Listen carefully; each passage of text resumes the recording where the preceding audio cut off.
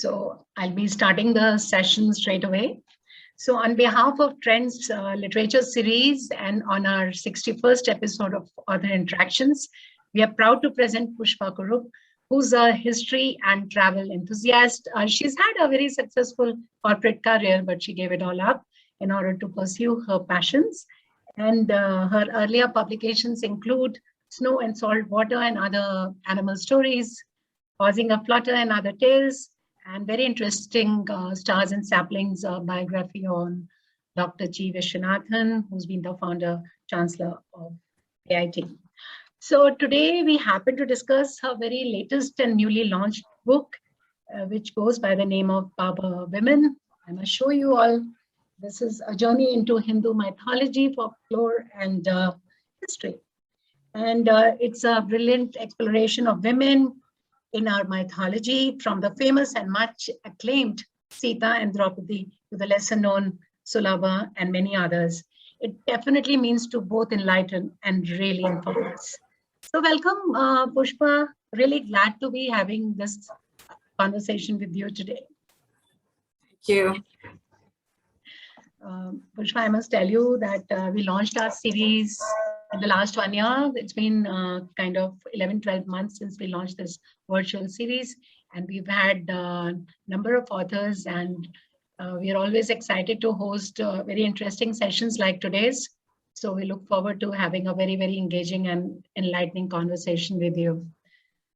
Pushpa, your book definitely is a fascinating read. I have finished most of it and I am unable to put it down. You brought together the stories in a brilliant compilation of the powerful and intriguing women of our mythology. So, which was the first character you got inspired enough to start thinking in the direction of writing this book? There must have been some start point, where you really began and you thought, yes, on this character I write, and then just things carried on from there. Neetu, that's a tough one. I cannot really put my finger on one character and say it's because of her that I wanted to write this book. Most of these ideas, they were, floating around in my mind for a long time, for many years, in fact. And a couple of newspaper articles and all I've written. But to write in detail, you need to do a lot of research. And it's then you realize you don't really know that much about all of them. You know them. We all know who's Sita, who's Draupadi, who is Kunti. Right. But if you want to give a big, character analysis and, look at these people from a management point of view. They were all politically powerful women, many of them, not all of them, but many of them. So to look at that, how they survived in that kind of a threatening environment and what are the tricks of the trade that they used, to further their own interests. So looking at it from that point of view, I found I needed to research everything and read all the basic books all over again. I mean, reading the Mahabharata, the Ramayana, you have heard the stories before you learn to read, and you have read it when you grew up. But then you have forgotten like 90% and 10%, and you have your own, views about everybody. So right. But when you do an analysis like this, a lot of work had to go into it. And because, COVID happened and I was kind of isolated at home and I couldn't do many of the other things that I normally did, like classroom training and moving around, travel. None of those things happened. And I was at home all the time. So actually, by the time I had already written, 90% of the draft was ready. But after that, I felt this is not enough. I need to learn more. So I sat and read a whole lot of, different texts and all that, and started reanalyzing them. And that's how I wanted to bring out some of the women whom we don't know. So for instance, Madhavi. Now, Madhavi, it's my grandmother's name. But we don't know the Madhavi of the Mahabharata. Who was she? What happened to her? And it's a weird story. It's really a weird story. How a father, this Rishi comes along and then he wants some horses of, white horses with one black ear, a designer type horse, which virtually doesn't exist. And then he goes to this king who just doesn't have the horse. So he says, okay, I'll give you my daughter. You go and offer her to any other kings who may be having this horse, and you can collect the horses from the king. So it's not just a horse trade, but human trafficking. So right. So to think that all these things are there in the Mahabharata, but we are not that much aware of it, because we don't sit and read the whole, the original. Yeah. All the subplots, the tiny stories, they are neglected. And there are many that are twisted. For instance, Satyabhama. She's another classic character. We all know one of the wives of Krishna. But how do we understand her? We always see her in relation to Rukmini, and we feel, she cuts a sorry figure, sort of. And Rukmini always gets the upper hand. But that's not the real Satyabhama. I mean, my take is that it was Satyabhama who actually killed the demon Narakasura, not Krishna. So right. So this is it's a purely woman's point of view. It may be up for debate. It's okay. I'm not trying to say that, look, I have all the answers. I'm giving my point of view.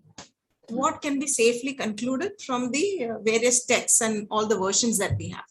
And then it is up to individuals to judge for themselves which of the stories they would like to hold close to their heart and which they want to reject. Very, very interesting, because you're so right. Some of the unknown stories of our mythological characters.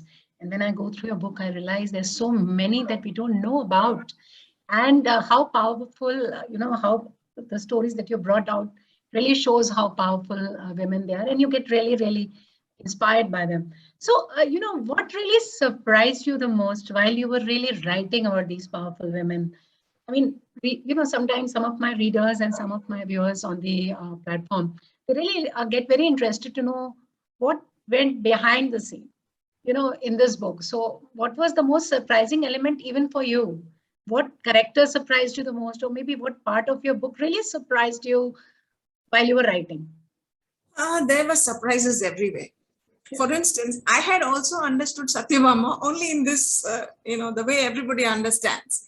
I never had such a great opinion of her, and I kind of felt sorry for her that, she was appearing to play second fiddle to Rukmini. And when I learned these things, that, she was supposed to be the daughter of Bhumi Devi, reincarnation of Bhumi Devi, and because of that, the myth that only Bhumi Devi could kill Narakasura, all these kind of intricacies, all the nuances I learned. Everything was a surprise. There was a surprise everywhere. And you might have also noticed, Neetu, that, I have placed some of these stories in the, maybe rooted a little bit in the South, because the South of India often gets neglected when it comes to storytelling and writing and publishing. So that is why I have brought in characters like Unniyarcha, Kannagi, who are very famous names down south, but may not be so much well known to people. So I'm trying to say that, see, the Unniyarcha of the movie is not the real Unniyarcha. So simply even Shakuntala, and that is a fact known to many people, that Kalidasa Shakuntala is quite a demi-docile kind of creature. It's not the real Shakuntala. She did not go when she was pregnant. She did not go in search of the king or anything. Only when the boy was 6 years old. I mean, that those days, I think that was the age. You find it in many of the narratives. The boy is 6 or 7 here. He starts a military training if he is a Kshatriya. So he goes to his father. That is the only time she goes. And she says, here is your son, you take him. And she was very, tough when he refused, and he said that he doesn't know her and all that. And she said that even without you, my son will rule this whole country. And she gives a description of India, the country that is bounded on 3 sides by the oceans and has for its crown the Himalayas. So it's a beautiful description of India. So it is very ancient. The concept of India, the idea of India is nothing new. It's got nothing to do with the British. So there are a lot of revelations like this from time to time. And then certain things, one thing I want to point out is about the, the Dashavatar, the 10 avatars Okay, so we all say that there is a link with evolution. It starts with the fish, then the tortoise, the boar, then it's half man, half lion. Finally, it's a dwarf man. But I found something interesting that once you become human, apart from the fact that all the human characters are male, all the human avatars are male, but it's also important that the Vamana, Parshurama, they are Brahmins. And afterwards, Rama and Krishna, they are Kshatriyas. So maybe we will have Kalki being a Shudra. So right. I'm not just taking it to pieces and saying, okay, this is all rubbish. It's not like that. But there are these finer points that we need to look into. Maybe there was a tug of war between the Brahmins and the Kshatriyas, and, all these things evolved in the process. Who wrote these books and who transmitted them, that impacts the story. So, the history of the earth, all that we have to look into. I will also mention something that's not in the book, but again, it's, I was planning to bring this up in the next, it's specific, Kerala specific. Now we have this Vamana Avatar story where Mahabali, who is supposed to be the ruler of Kerala, a very good king, he is the one whom this Vamana Avatar destroys. He sends him to the netherworld, and he is allowed to come once in a year to his country, back then when we celebrate Onam, to welcome him. Now that is Avatar number 5. Okay, so we have next Avatar number 6, Parshurama, and we say that he threw his axe into the sea and he created Kerala. But then Kerala was already there when the other Avatar came, when Vamana Avatar was there. So there is a contradiction. Okay, so what does this reflect? Maybe the land was submerged. I mean, we don't know what are the geological, very ancient experiences. It's possible it was submerged and it again rose from the sea. The sea could have covered it, it could have receded, anything is possible. But it's important that, there should be nothing in religion that is not subject to analysis. Fantastic. I think I'm sure shortly you'll come out with the second book on this, because, so much still is inside you, which needs to kind of come out and really benefit everyone around, really. But you've written about so many female characters in the book that, people who've joined late must see this one, Power Women, A Journey into Hindu Mythology, Folklore and History by Bloomsbury, and written by Pushpa. So which was your favorite character out of all the characters that you've written about? I mean, and maybe some character you really struggled to write about, something that you would like to share with us? Punyarcha is one of my favorite characters because she's you do mention her homegrown heroine. So naturally you have a soft corner for her. And then I'm a little pissed off because M.T. Vasudevan Nair kind of twisted her story and made her, she seduces the villain or things like that, which is quite untrue in my opinion.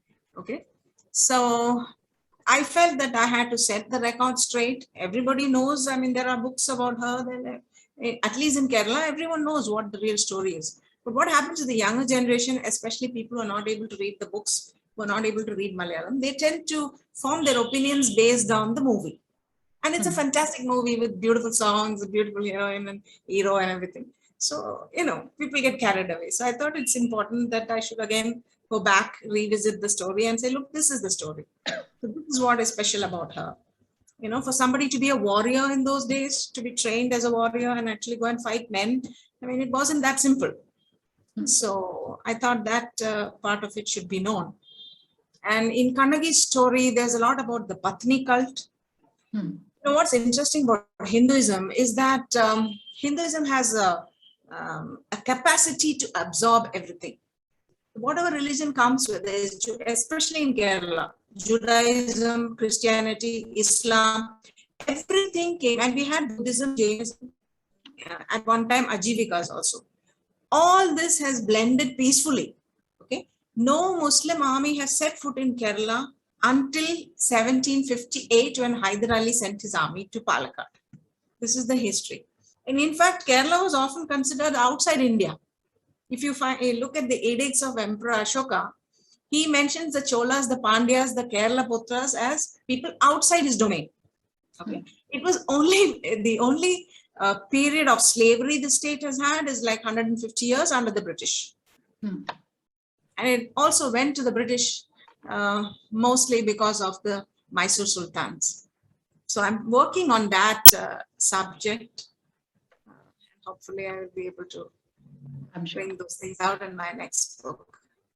Sure. We look forward to that, definitely. I'm sure it'll be as exciting as this book that you've recently launched.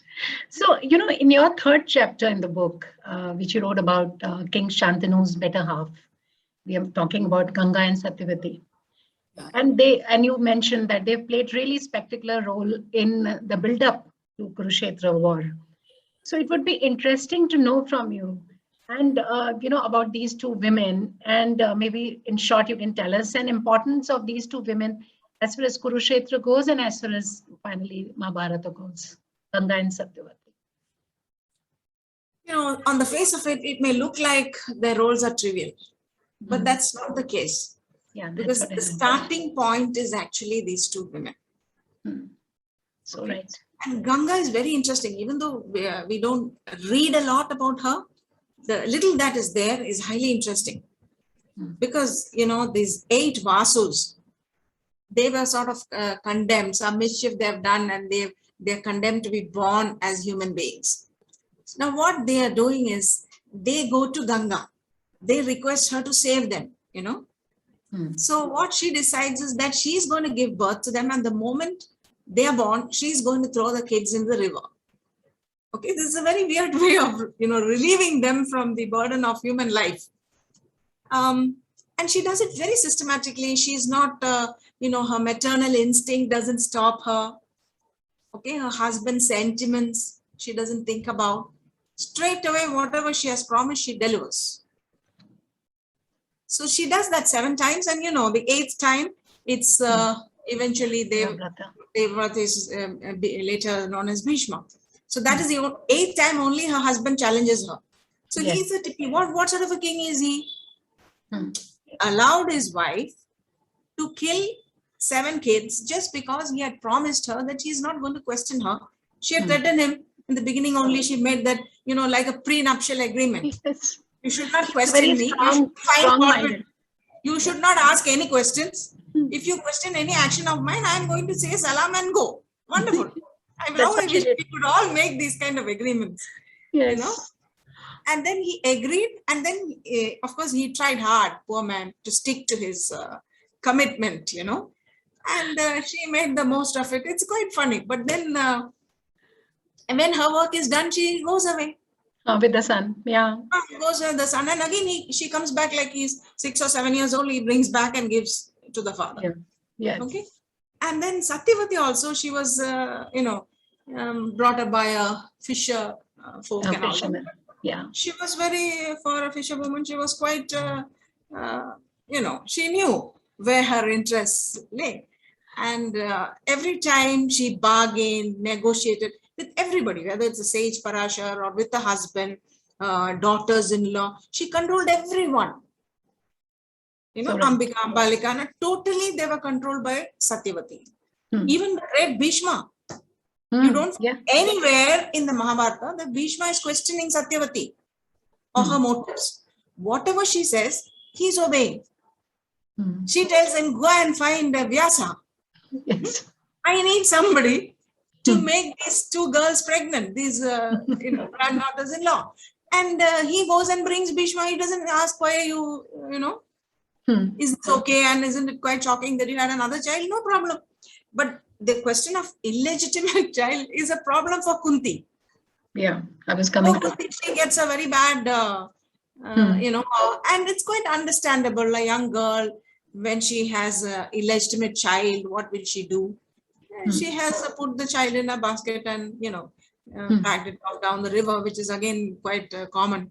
Like you find Moses and all the stories, the river and the basket are very typical. Yes. In all these civilizations, widely across. Yeah, exactly. Everywhere in the world, this is the method. The child goes away in the basket. Yeah. But then you feel sympathy for her also. But then what happens is that but Satya is not.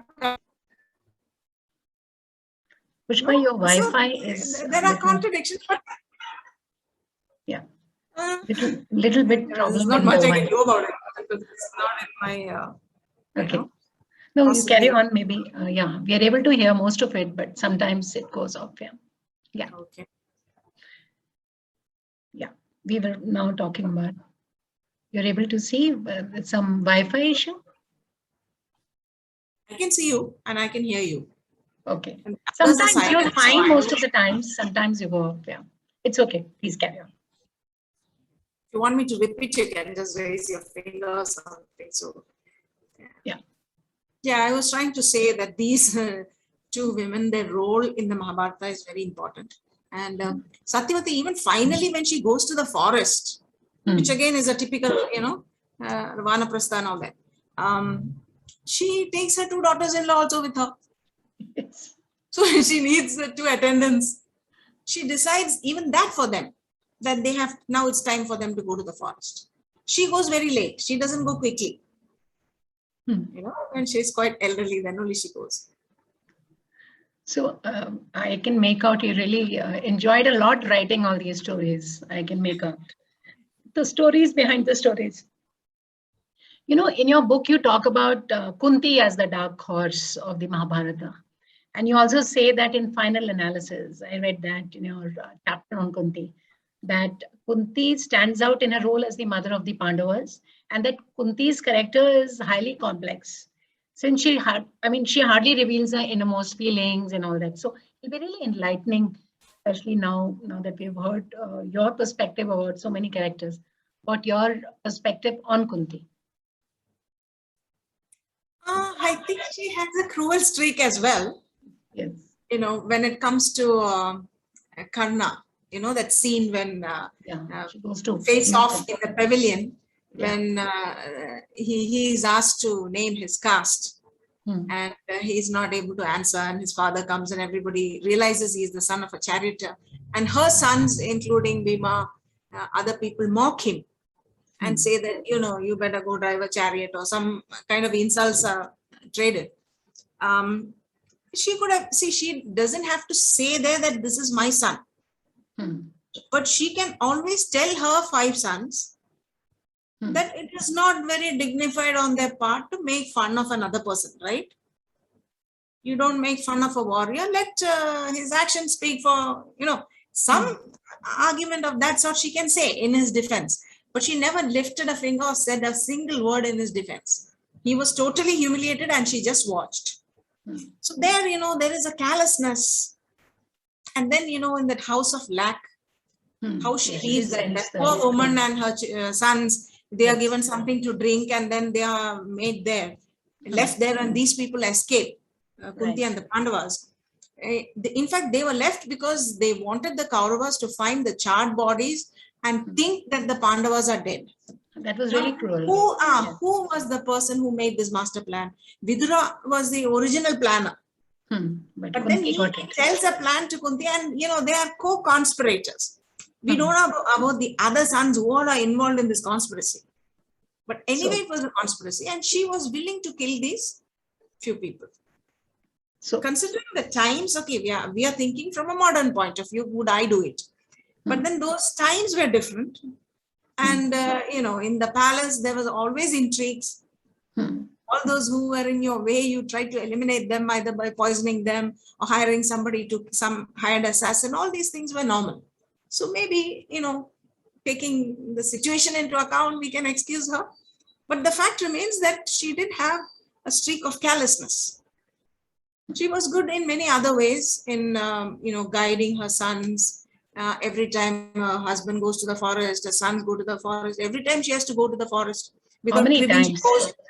She can choose to stay back in the palace, but she went every time. So, there's always plus and minus, shades of gray, black, white, colors. I mean, that is how people are. That's how all of us are. So right. I a few chapters that I really loved reading were that one of them was A Tale of Two Shakuntlas, and then Other Women in Mahabharata. That was a very interesting chapter that you wrote. But you also wrote a chapter on a very favorite character of mine, Sita. And you finish off that chapter by saying that your question is Sita reborn as the elusive Radha, as you say in Hindu philosophy? Nothing is linear or absolute. So you have to explain your statement. I mean, you concluded that chapter. Also not very easy to explain. We normally, most of us tend to think in a linear way, in a straight line. But many concepts, they are complex. There are many contributing factors. There are lots of pulls and, in different directions. And we fail to see many of these things. So what I think, the most interesting thing about Hindu philosophy is that it has many dimensions. It never tries to give one single correct answer. There are many different ways of looking at a person or a situation or a problem. So that is what I tried to bring in here. That's why I just raised the question. Of course, it's a speculative question whether Sita is reborn as Radha. But two things I found in common with them is that neither of them really, attain that fulfillment. They come near and they are alienated, however much they may be, focused on the beloved. They are all the time, the viraha is more than the union. So that is that's what made me to link the two of them. Yes, I'm sure there are a lot of things, few we have discussed, but you need to kind of go through the book and really find out so many, perspectives that you've presented. I have a very, very interesting interactive round with a power dose of very, very powerful women that we have in between us. Before the discussion carries on, Dia, who's also a co-host, and she's the technical head at Trends, she'd like to ask you a question before we move on to the interactive round. Yes. It's so interesting listening to you. I totally agree with the fact that there are many important and impactful female figures which have not been talked about enough till date, and their stories have honestly not been done justice. As a 16-year-old girl, somebody who is at a peak growing age, what would be the story you think would have a great influence on today's youth at their growing ages? That's a tough one, my dear. It's hard for me to think the way the youngsters think because, I get to these ideas either from my students or from my grandchildren. And sometimes I wonder whether the characters that are there in our mythology, which are so well known to us because our grandparents told us these stories, possibly that is not your experience.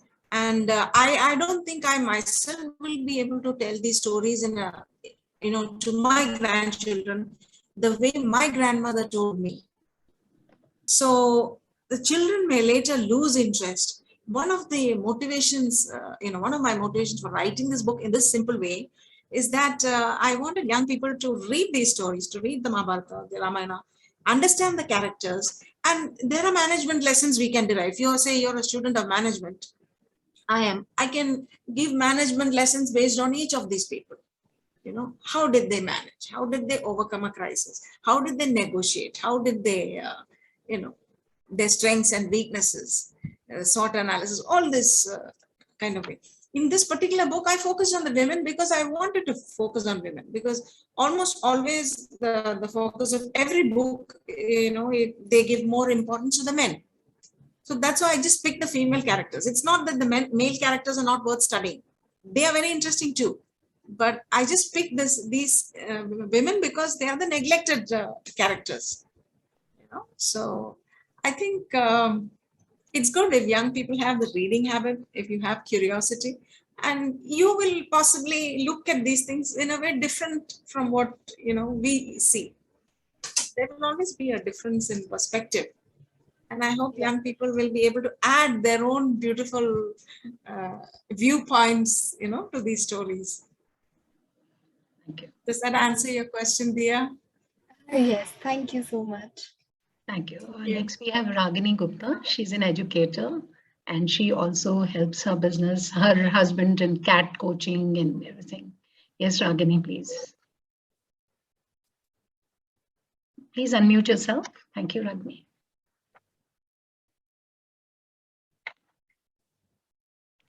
Ragini, please unmute yourself.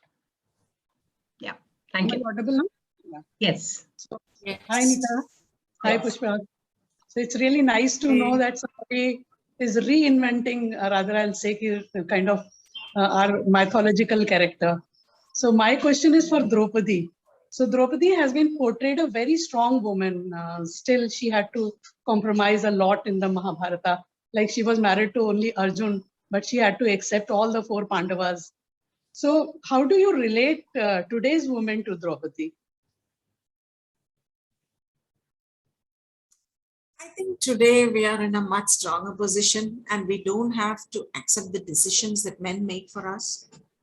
Today, if the same thing were to happen, and if a woman is, somebody proposes to share with his brothers, I don't think the woman will agree. She will just put her foot down. In Draupadi's case, we find it strange. Maybe she thought it was okay. I mean, I'm inclined to think in that way because she's a tough character. She knows how to object. She knows how to raise her voice. Her father was also a strong character. At the time when she got married, they were actually, the Pandavas were not so strong. They didn't have a kingdom. They had nothing. She was a princess. So she could have said, no, I'm not agreeing. What could they have done if she said no? But she agreed. So maybe she was okay with that. I mean, I'm inclined to think that way. And, in fact, most of these women, I don't think we can really accept at the very, bottom level. The other levels, I think it will be difficult for the girls of today to see themselves in these positions. I myself find it, difficult to see myself in these roles. And I consider myself an elderly person. So I just don't think the youngsters will be able to relate to how Sita put up with all this, how Draupadi put up with so many things, but the residue that we have now, like we still live in the same patriarchal structure. We cannot escape from it, but we can, we can chart our own course. What I'm trying to say is that even in those times, the women did that with all the constraints they had. They somehow managed to get their way in their own unique methods. Each woman used different methods and different strategies. But a lot of them, they got their way. Like even Draupadi, she wanted revenge. That was number one on her, In fact, I've noted in the book that she was the most revengeful of all the Pandavas. Nobody had that burning revenge. Of course, she had a very bad experience compared to her husbands. She was the one who was stripped in the assembly, not them. Okay, so they could ignore it, but she couldn't. She said, no, if you can't fight, I will bring my father, my brothers, and so on. And she forced them. So actually, she has forced the Kurukshetra war when the Pandavas were trying to actually wriggle out of the battle. They didn't want to fight, but she insisted. So she was a tough woman, but this tough woman did not refuse to have these 5 husbands. So Thank you so much. thank you, Ragini. Nice talking to you. Thank you. Thank you. Now we have Major Neha Patel. She's an adventurer into unknown, uncharted territories on foot and through books. She's been into army. Right now she's with Amazon and a very, very interesting person to interact with. Neha, will you please? Yes. Thank you. Neha. Hi, everyone. Thank you for making me a part of this call. Actually, when I was told that this is the book that we are discussing on, I was extremely excited because I believe that women, though we have progressed over the years, but there is still much more to still find and progress and succeed, which we are doing slowly. My question and what I want, it's a lovely book. What I understand from the contents, I would love, I mean, I have ordered it on Kindle and read the first sample read that we get. I will surely order and read it. Thank you for this book. And actually, getting mythology as a platform to really understand what culture we have. I mean, these are hidden stories, I feel, because not many have been put across in that manner. So my question was on Supnaka, actually. What I have heard as a child is that the whole war happened because of something that, because of the way that it is portrayed, that it is because of the nose which was cut, and then to take revenge, all this started. But I would like to say that she was a woman or a person in the books or the text who really came forward and told her mind. I mean, telling someone just because she came out and she said she liked this person, she wants to go ahead. She was very straightforward and forthright. And we punished for that. I don't know. No brother would take it. I'm sure mine won't. So I want to know your thoughts on that aspect, maybe. What are your takes? I agree with you 100%. And I've written that in the book also, that Right. even in the legal sense, the punishment was disproportionate to the offense. What she did actually was proposition Rama and Lakshmana in turn, which in my opinion, she had every right to do. If they didn't like her, they Right. could just reject her. You know, this Exactly. is what today these some of these crazy men do. If you reject them, they throw acid on your face. Right. This was very similar, you know, the reaction of Rama and Lakshmana was, first they tried to make fun of her, they teased her. That also they should not have done. They should have just said, sorry, we are not interested, you can go. But then they fooled around with her and then tried to pass her from one brother to the other. And then finally they ended up cutting off her nose. Yeah.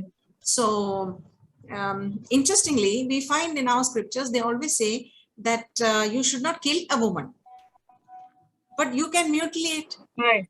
Which is a very weird, and you find again in the some other characters also. They are pulled by the hair, Right. etc. So they do So all. offensive. I mean, Manhandling is done. Okay, manhandling is okay. Murder is not. That is the. I mean, to me, in today's times, obviously, well-taught and well-read women are common these days. But I still feel, as a woman now, I wouldn't have taken it. And I mean, she would have taken. If it's something like this happens to me, I'll take revenge myself. Exactly. And certainly, if my brother is capable, I'll tell him, you bloody just bring this one here, and tell him to bend on his knees, you know, for doing something, or for being just so rude to a person. If we talk of equality, it has to be equal on both sides. And she was very forthright. I mean, to come in those times, come out like that in those times, I mean, that's what I feel. She was just living alone. See, even before she meets these people, she was living alone. She was a widow. Yes. And she was just by herself, roaming around, doing whatever she pleases. So she was a typical liberated woman of those days. Woman, you know? And how wrong it is portrayed. As a child, I never thought like that. It's only when I've grown up, I've started thinking. Yeah, and so I think that how can they do it? Right. Exactly. So thank you for bringing that out. Thank you, Neha. It was nice talking to you. I'm very proud to meet you. You were saying something. Member from the armed forces. Thank you so much. I missed it. You were saying something and I just butted in between. I was just saying that, you know, the Ramayana kind of describes that Shurpanakha had no business to be attracted to these men because they were handsome, they were noble, and she is described as pot-bellied, ugly. But then, you know, in society, it's okay for ugly men to be attracted to beautiful women. Why is it not okay for ugly women, if she was ugly, to be attracted to handsome men? Very true, very true. I mean, nobody thinks like that. Anything being attracted to me is a normal thing. We should not question it. See, you don't like, you can reject. But yes, to question how dare she, you know, be attracted to them it's very, you know, it's not acceptable to us. So those are some of the ways I'm presenting the book, you know, all the characters, wherever there is an injustice to them, I've tried to question the injustice. And I've also tried to bring in many, you know, other dimensions from history. I haven't focused much on history in this book, but I have mentioned quite a few characters, for instance, from religions, other religions Right. like Ruth in the Bible. Right. Yeah, we have that Christian marriage vows, for Right. better or for worse, for richer, for poorer, until death do us part, that came from Ruth. And that Right. is not known to anybody who doesn't really sit and study the Bible. Okay, it's not emphasized that she was an unlettered woman and she was able to see this way. And in fact, she was talking all about sticking around with her mother-in-law after her husband had died, which was even more noble. Because as a young woman, she could have just found some other man and then said salam to her mother-in-law, which she didn't do. And Didn't do that. I also mentioned Khadija and Aisha from the Quran. They were also, Khadija was a businesswoman. She was much older than Muhammad. She propositioned him.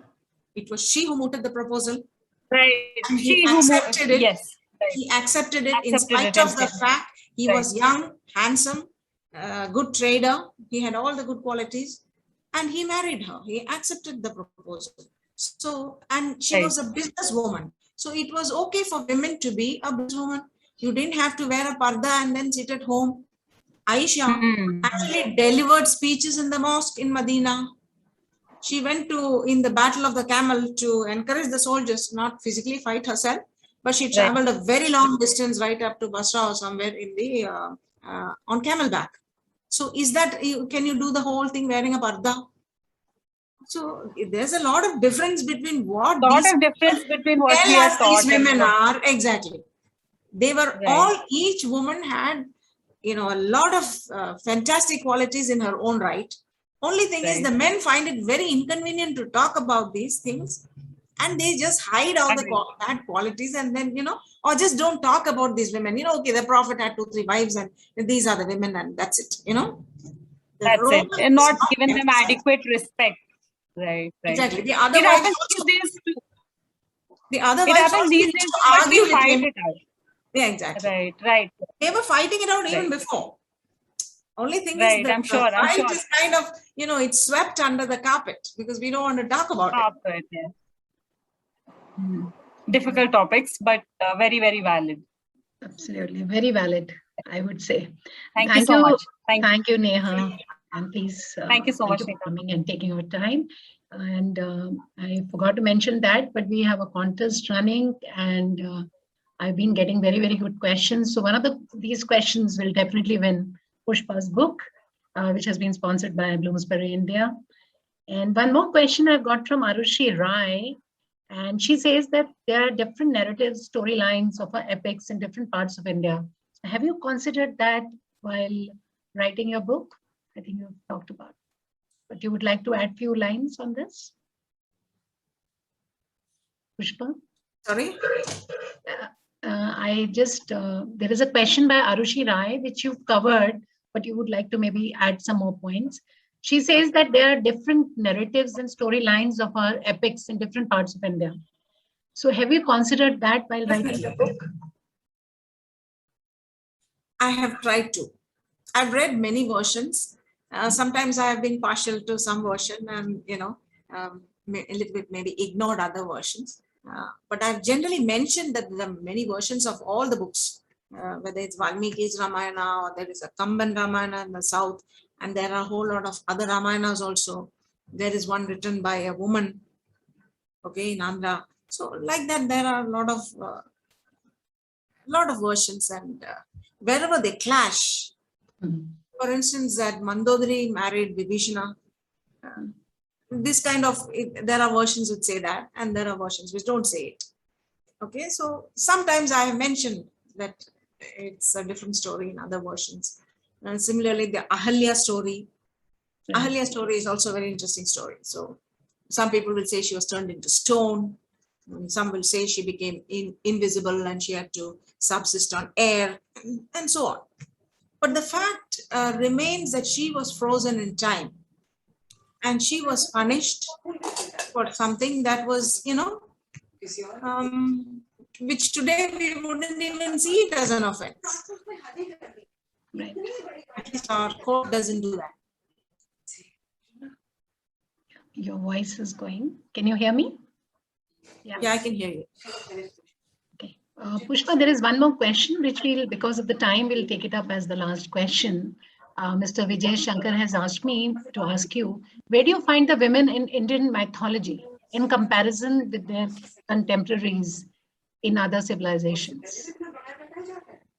I haven't gone to that level of analysis or research, but we find in other civilizations also women get a similar treatment. Now, one typical example is Cleopatra, because everybody knows who's Cleopatra. Right. Now, Cleopatra was the 7th queen of Egypt. She was Cleopatra the 7th, which means that 6 other queens by the same name had already ruled Egypt before she came on the scene. Okay, and her, you see her portraits, likeness is there on coins and all. She was, she had a bit of a hook nose and all. She wasn't that much of a beauty. You know, she had other qualities. She was a linguist. She was very capable. She was a good politician, a Chanakya style politician. Okay, so all her other qualities are overshadowed, and all they tell us. Sorry, can you unmute yourself, please, Pushpa? Yeah, can you hear me now? Yes, please. Yeah. What I wanted to say is that Cleopatra has so many good qualities, but all this is overshadowed by affairs, her sexuality, her looks. Okay, she had an affair with Julius Caesar. She had an affair with Mark Antony. Now, these are not the most important things about her. She was the last queen of the dynasty, which had lasted for so many years. She struggled for about 2 decades to, you know, survive in that environment where Egypt was already a vassal of Rome. They had limited independence even in her time. After her, the whole Egyptian civilization was finished. But I'm told that at least 300 years after her death, she was still venerated in Egypt. And that cannot happen just by being a beautiful woman anywhere in the world. So the picture we have of Cleopatra is only Shakespeare's, I mean, you know, his version of age cannot wither her, no custom stale, her infinite variety, that kind of a Cleopatra. That's not who she was. Okay. And then there is an even more weird one, which possibly a lot of people will not know. But we know her as Semiramis, the Assyrian queen. Now, she invaded India before Darius of Persia, before Alexander the Great, somewhere around 800 BC. Okay, have you heard of her? If you see, there is a movie. The movie again shows her as a kind of a sexy siren and having some evil, you know, designs and all that. That was quite different. See, in those days, if a woman, in fact, whether she was a real ruler or she was regent, that is also not so clear. But the fact that all the way she would come to invade India, that to me, you know, is something. Of course, she lost. She was beaten back at the Indus and probably wounded. And sometime later, I'm told she died. But what is the history that we have? We just don't know. In fact, most of us, I think, will not even know that Darius of Persia had invaded India. All we know, Alexander Great, he went back. That's it. That's our knowledge of history. And a lot needs to be said about our history books also.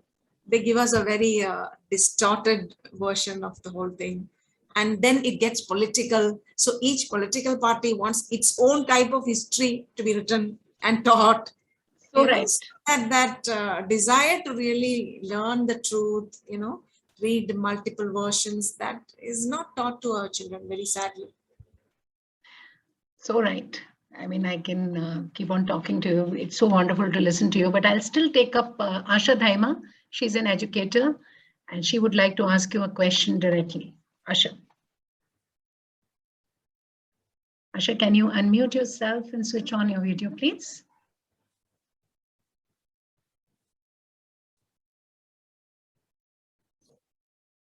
I hope she comes on. Otherwise, I'll read her question. She's already sent it. Just one second. Because I can't see. Yeah.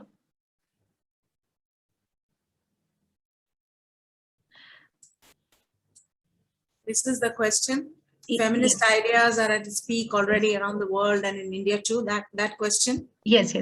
Will you like to read the question And then Yeah, I'll answer it read the also. question. Feminist ideas are at its peak already around the world and in India too. Bringing up these characters from the past, mythology or history, what do you intend to achieve exactly? Purpose of this extensively researched content. It's hard to,